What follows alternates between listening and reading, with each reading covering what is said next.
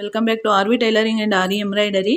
ಇವತ್ತಿನ ವಿಡಿಯೋದಲ್ಲಿ ನೀವು ನೋಡ್ತಾ ಇದ್ದೀರಾ ಒಂದು ಡಿಸೈನರಿ ಬ್ಲೌಸ್ ಕಟಿಂಗ್ ಮಾಡ್ತಿದ್ದೀನಿ. ಇದರ ಡಿಸೈನ್ ಹೇಗಿದೆ ಅಂದರೆ ಮೇನ್ ಇದರ ಟಾಪಿಕ್ ಮೊದಲೇ ಹೇಳ್ಬಿಡ್ತೀನಿ. ಧೈರ್ಯವಾಗಿ ನಾವು ಮೇನ್ ಫ್ಯಾಬ್ರಿಕ್ ಮೇಲೆ ಯಾವಾಗಲೂ ಲೈನಿಂಗ್ ಮೇಲೆ ಕಟಿಂಗ್ ಮಾಡೋ ಬದಲು ಮೇನ್ ಫ್ಯಾಬ್ರಿಕ್ ಮೇಲೂ ಧೈರ್ಯವಾಗಿ ಯಾವ ರೀತಿ ಕಟಿಂಗನ್ನು ಮಾಡ್ಕೋಬೋದು. ಜೊತೆಗೆ ಇದು ಮುಂದೆ ಡೀಪ್ ನೆಕ್ ಬರುತ್ತೆ, ಹಿಂದೆ ಬೋಟ್ ನೆಕ್ ಬರುತ್ತೆ.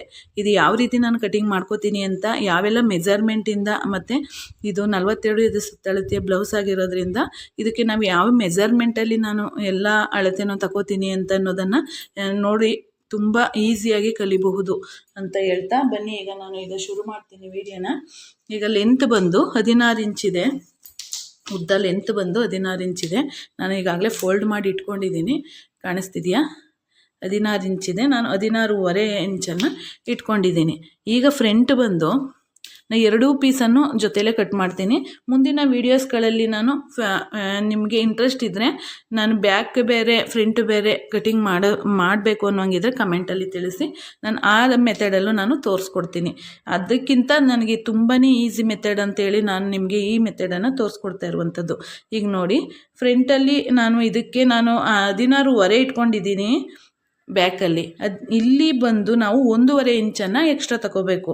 ಈ 1.5 ಇಂಚು ಅಂತಂದರೆ ಇಲ್ಲಿ 16.5 ಇದೆ ಅಂದರೆ ಇಲ್ಲಿ ನಾವು 17.5ಗೆ ಇಟ್ಕೋಬೇಕು. ಆದರೆ ಇಲ್ಲಿ ನಮಗೆ ಅಷ್ಟು ಬಟ್ಟೆ ಲೆಂತು ಸಾಕಾಗ್ತಿಲ್ಲ.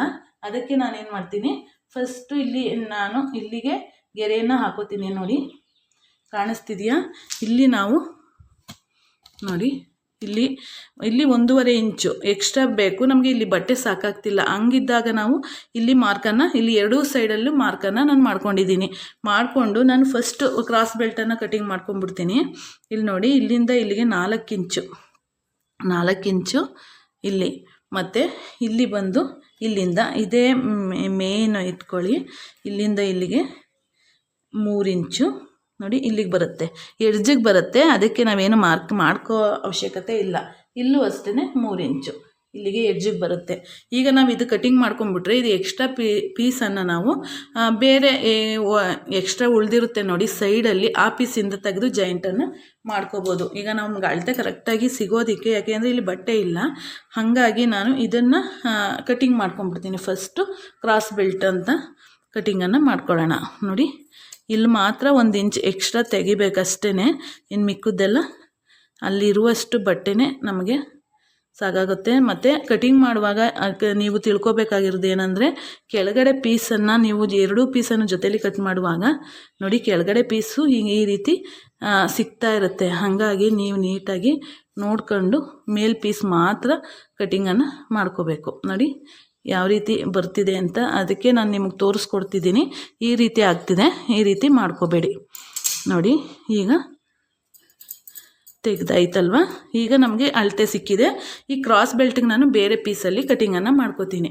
ಈಗ ನೀವು ಅಬ್ಸರ್ವ್ ಮಾಡಬೇಕಾಗಿರೋದು ಏನಂತಂದರೆ, ಈಗ ನಾವು ಬೋಟ್ ನೆಕ್ ಅಂತ ಹೇಳಿದೆ. ಈ ಬೋಟ್ ನೆಕ್ಗೆ ನಾವು ಈಗ ಇಷ್ಟೇ ಅಳತೆಗೆ ನಾವೇನು ಮಾಡ್ತೀವಿ, ಇಲ್ಲಿಂದ ಇಲ್ಲಿಗೆ 6 ಇಂಚು 5.5 ಇಂಚು ನಾವು ತಗೋತೀವಿ. ಆದರೆ ಈ ಬೋಟ್ ನೆಕ್ಕಲ್ಲಿ ಆ ರೀತಿ ಮಾಡೋ ಹಾಗಿಲ್ಲ. ಯಾಕೆ ಅಂದರೆ ಮೆಜರ್ಮೆಂಟ್ ಎಲ್ಲಿ ತಗೋಬೇಕು ಅಂದರೆ, ಬಾಡಿಯಲ್ಲಿ ಅವರ ಶೋಲ್ಡರ್ ಏನಿದೆಯಲ್ಲ, ಆ ಶೋಲ್ಡರ್ ಫುಲ್ಲು ತೆಗೆದು ಅದರಿಂದ ನಾವು ಇದಕ್ಕೆ ಅದರಲ್ಲಿ ಅರ್ಧನ ತೆಗ್ದು ಹಾಕಬೇಕಾಗತ್ತೆ. ನಿಮಗೆ ಅವ್ರ ಶೋಲ್ಡರ್ ತೆಗಿಯೋಕ್ಕಾಗಿಲ್ಲ, ಬರೀ ಬಟ್ಟೆ ಮಾತ್ರ ಕಳಿಸಿದ್ದಾರೆ, ಅವ್ರು ಮಾತ್ರ ಬಂದಿಲ್ಲ ಅಂತ ಆದರೆ ಈ 42, 43, 44 ಇಂಚು ಅಳತೆಗೆ ನೀವು ಎಷ್ಟು ತಗೋಬೇಕು, 8 ಇಂಚನ್ನು ತಗೋಬೇಕಾಗತ್ತೆ. ನೋಡಿ, 8 ಇಂಚನ್ನು ತಗೋಬೇಕು. ನೀವು ಅಳತೆ ಮಾಡಿದ್ರೂ ಅದಷ್ಟೇ ಬರುತ್ತೆ. ಹಾಗಾಗಿ ನೀವು 8 ಇಂಚನ್ನು ತಗೊಳ್ಳಿ. 8 ಇಂಚನ್ನು ತಗೊಂಡು ಮತ್ತೆ ಇನ್ನೊಂದು ಏನು ಹೇಳ್ಬೇಕಂತಂದರೆ, ಇಲ್ಲಿ ನೋಡಿ, ವಿಡ್ತು ನಮಗೆ 11 ಇಂಚಿದೆ. ಇದು 44 ಎದೆ ಸುತ್ತಳತೆ ಬ್ಲೌಸು. ಇಲ್ಲಿ ನಾವು 11 ಇಂಚಿಗೆ ಮಾರ್ಕ್ ಮಾಡ್ಕೊಂಡಿದ್ದೀನಿ, ಪ್ಲಸ್ 1.5 ಇಂಚನ್ನು ಎಕ್ಸ್ಟ್ರಾ ಮಾರ್ಜಿನಾಗಿ ಇಟ್ಕೊಂಡಿದ್ದೀನಿ. ಈಗ ಇಲ್ಲಿ ನೋಡ್ಬೋದು, ಇಲ್ಲಿ 8 ಇಂಚು ಅಂತಂದರೆ ನಮಗೆ ಇಲ್ಲೂ ಕೆಳಗಡೆನೂ ನಮಗೆ 8 ಇಂಚೇ ಬರಬೇಕು.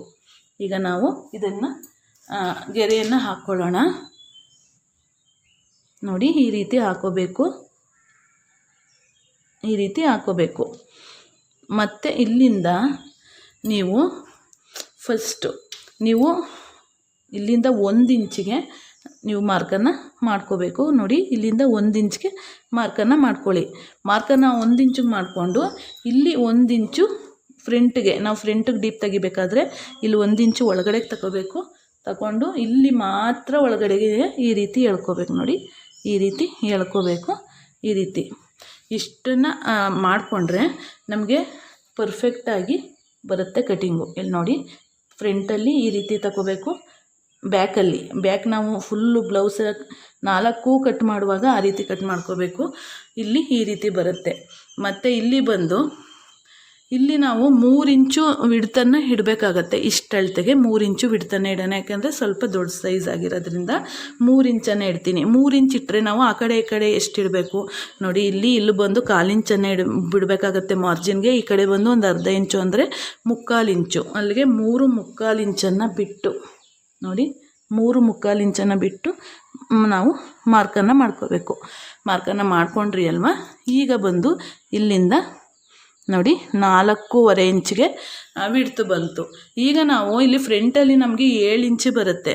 ಫ್ರಂಟಲ್ಲಿ 7 ಇಂಚ್ ಬಂದಾಗ ನಾವು ಇದು ವಿಡ್ತು ಅಗಲಾಗಿರೋದ್ರಿಂದ ನಾವು 6.5 ಇಂಚಿಗೆ ಇಟ್ಕೊಂಡ್ರೂ ಸಾಕಾಗತ್ತೆ ನೋಡಿ. 6.5 ಇಂಚಿಗೆ ಇಟ್ಕೊಳ್ಳಿ, ಸಾಕಾಗತ್ತೆ. 6.5 ಇಂಚಿಗೆ ಇಟ್ಕೊಂಡಾಗ ನಾವಿಲ್ಲಿ ಮಾರ್ಕನ್ನು ಎಳ್ಕೋಬೇಕಾಗತ್ತೆ ನೋಡಿ. ಈ ರೀತಿ ಮಾರ್ಕನ್ನು ಮಾಡ್ಕೊಳ್ಳೋಣ. ಮಾರ್ಕನ್ನು ಮಾಡಿಕೊಂಡು ಈ ರೀತಿ ಮಾರ್ಕನ್ನು ಮಾಡ್ಕೊಂಡಿದ್ದಾದ ನಂತರ ನಾವೇನು ಮಾಡ್ತೀವಿ, ಮಾಮೂಲಿ ನಾರ್ಮಲ್ಗೆ ಏನು ಮಾಡ್ತೀವಿ, ಇಲ್ಲಿಂದ ಇಲ್ಲಿಗೆ 1 ಇಂಚನ್ನು ಇಟ್ಟು ಈ ರೀತಿ ನಾವು ರೌಂಡನ್ನು ತೆಗೆದುಬಿಡ್ತೀವಿ. ಆದರೆ ಆ ರೀತಿ ತೆಗೆಯುವಾಗಿಲ್ಲ. ಯಾಕೆ ಅಂತಂದರೆ ಇಲ್ಲಿಂದ ಇದು ವಿಡ್ತು ಅಗಲ ಬಂದಿದೆ. ನಾವು 2 ಇಂಚು 2.5 ಇಂಚು ಇಷ್ಟು ಅಳತೆಗೆ ಇಟ್ಕೊತೀವಿ. ಅಕಸ್ಮಾತ್ 2.75 ಇಡೋಣ, ಹಂಗಾದಾಗ ಇದು 4.25 ಇದೆ. ಹಂಗಾದಾಗ ಶೋಲ್ಡರ್ ಡ್ರಾಪು ಆಗೋ ಚಾನ್ಸಸ್ಸು ಅದರಲ್ಲಿರುತ್ತೆ. ಆದರೆ ಇದರಲ್ಲಿ ಯಾವುದೇ ಶೋಲ್ಡರ್ ಡ್ರಾಪ್ ಬರಲ್ಲ. ಹಂಗಾಗಿ ನಾವೇನು ಮಾಡಬೇಕು, ಇದನ್ನು 2 ಇಂಚಿಗೆ ಬಿಟ್ಕೊಂಡು ನಾನಿಲ್ಲಿ ಇದನ್ನು ಡಿಸೈನನ್ನು ಮಾಡ್ತಾ ಇರುವಂಥದ್ದು ಇದು ನೆಕ್ ಬಂದು ತ್ರಿಭುಜಾಕಾರವಾಗಿ ಬರುತ್ತೆ ನೋಡಿ. ಆ ರೀತಿ ನೆಕ್ಕು ನೀವು ಯಾವುದೇ ಡಿಸೈನ್ ಎನಿ ಒಂದು ಡಿಸೈನನ್ನು ಮಾಡ್ಕೋಬೋದು. ಡಿಸೈನ್ ನೀಟಾಗಿ ಬರುತ್ತೆ. ಹಿಂದೆ ಬಂದ್ಬಿಟ್ಟು ಹಿಂದೆ 3.25 ಇಂಚನ್ನು ಇಟ್ಕೊಳ್ಳೋಣ ನೋಡಿ, ಕಾಣಿಸ್ತಿದೆಯಾ? ಇಲ್ಲಿಂದ ಇಲ್ಲಿಗೆ 3.25 ಇಂಚನ್ನು ಇಟ್ಕೋಬೇಕು. ಇಟ್ಕೊಂಡಿದ್ದಾದ ನಂತರ ಕೆಳಗಡೆ 2 ಇಂಚನ್ನು ಬಿಟ್ಟು ನಾವು ಕೆಳಗಡೆ ಇಲ್ಲಿ ನೋಡಿ, ಇಲ್ಲಿಂದ ಇಲ್ಲಿಗೆ ನಮಗೆ ಎಷ್ಟು ಬೇಕಾಗತ್ತೆ ನೋಡಿ, ಇಲ್ಲಿಂದ ಇಲ್ಲಿಗೆ 6 ಇಂಚನ್ನು ಬಿಟ್ಟು ಇಲ್ಲಿ ನಾವು ಡಿಸೈನನ್ನು ಮಾಡುವಂಥದ್ದು. ಇಲ್ಲಿಂದ ಇಲ್ಲಿಗೆ ಡಿಸೈನನ್ನು ಮಾಡ್ಕೊಳ್ಳೋಣ. ನಾನು ಸ್ಟಿಚಿಂಗ್ ವಿಡಿಯೋದಲ್ಲಿ ಈ ಡಿಸೈನ್ಸ್ ಎಲ್ಲ ತೋರಿಸ್ಕೊಡ್ತೀನಿ. ಈಗ ಇಲ್ಲಿಂದ ನಮಗೆ ಏನು ನಮಗೆ ಇದು ಬೇಕಾಗುತ್ತೆ ಅಲ್ವಾ. ಈಗ ಇಲ್ಲಿ ಒಂದು 1/4 ಇಂಚನ್ನು ಬಿಡ್ತೀನಿ. 1/4 ಇಂಚನ್ನು ಬಿಟ್ಟು ಇಲ್ಲಿಂದ ಇಲ್ಲಿಗೆ ಇಲ್ಲೊಂದು 1/4 ಇಂಚು ನಮಗೆ ಇದಕ್ಕೆ ಹೋಗುತ್ತೆ. ಇಲ್ಲಿ 6 ಇಂಚಿದೆ. 3 ಇಂಚಿಗೆ ನಾನು ಇಲ್ಲಿ 2.25 ಇಂಚಿಗೊಂದು ಮಾರ್ಕನ್ನು ಮಾಡ್ಕೋತೀನಿ. ಇದು ಮಾರ್ಕ್ ಮಾಡ್ಕೊಳ್ಳೋದಕ್ಕೆ ಇದು ಸೀಕ್ವೆನ್ಸ್ ಇರೋದ್ರಿಂದ ಇದಾಗ್ತಿದೆ ನೋಡಿ. ಎಲ್ಲ ಫುಲ್ ಸೀಕ್ವೆನ್ಸ್ ವರ್ಕ್ ಇದೆ. ಹಾಗಾಗಿ ಚಮ್ಕಿ ವರ್ಕು, ಸೀಕ್ವೆನ್ಸ್ ಅಂದರೆ ಚಮ್ಕಿ ವರ್ಕ್ ಇದೆ. ಅದರಿಂದಾಗಿ ಮಾರ್ಕ್ ಮಾಡೋದಕ್ಕೆ ಸ್ವಲ್ಪ ಕಾಣಿಸ್ತಿಲ್ಲ ಅದು ನಿಮಗೆ. ಇಲ್ಲಿಂದ ಇಲ್ಲಿಗೆ ನೋಡಿ, ಇಲ್ಲಿ 3.25 ಇಂಚಿಗೆ ಒಂದು ಮಾರ್ಕನ್ನು ಇಲ್ಲಿ ಮಾಡ್ಕೋತೀನಿ. ಮಾಡಿಕೊಂಡು ಇಲ್ಲಿಂದ ಇಲ್ಲಿಗೆ 2.25 ಇಂಚು ನೋಡಿ, 2.25 ಇಂಚನ್ನು ತಗೊಳ್ಳೋಣ. ಇಲ್ಲಿ ಮಧ್ಯಕ್ಕೆ ಒಂದು ಮಾರ್ಕನ್ನು ಮಾಡಿಕೊಂಡು ನೋಡಿ ಈ ರೀತಿ ಎಳ್ಕೋಬೇಕು. ಇಲ್ಲಿಂದ ಇಲ್ಲಿಗೆ ನಮಗೆ ಡಾಟ್ಸ್ ಬರುತ್ತೆ.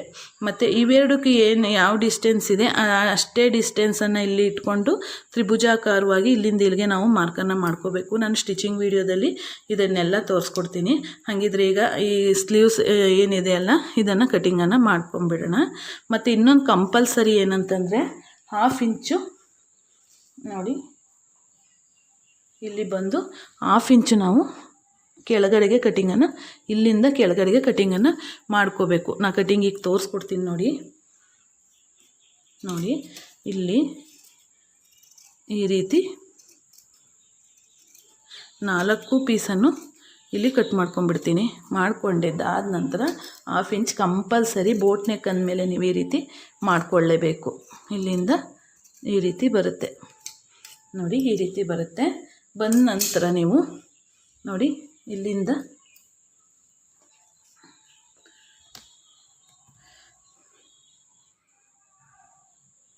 ಇಲ್ಲಿ ಕಟಿಂಗ್ ಮಾಡ್ತೀವ ನೋಡಿ.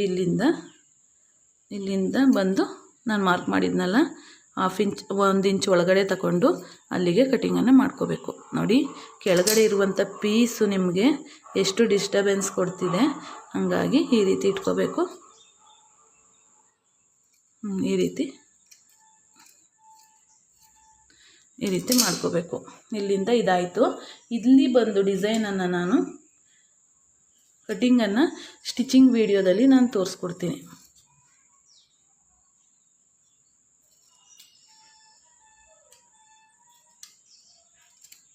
ನೋಡಿ ಈ ವಿಡಿಯೋನ ನಾನು ಇಲ್ಲಿ ಫ್ರಂಟಲ್ಲಿ ಯಾವ ರೀತಿ ಮತ್ತು ಬ್ಯಾಕಲ್ಲಿ ಯಾವ ರೀತಿ ಡಿಸೈನ್ ಮಾಡ್ತೀನಿ ಅನ್ನೋದನ್ನು ಸ್ಟಿಚಿಂಗ್ ವಿಡಿಯೋದಲ್ಲಿ ತೋರಿಸ್ಕೊಡ್ತೀನಿ. ಹಾಗಿದ್ದರೆ ಈ ವಿಡಿಯೋ ನೋಡಿ ನಿಮ್ಮ ಅನಿಸಿಕೆ ಅಭಿಪ್ರಾಯನ ಕಮೆಂಟ್ ಬಾಕ್ಸಲ್ಲಿ ಖಂಡಿತವಾಗ್ಲೂ ತಿಳಿಸಿ.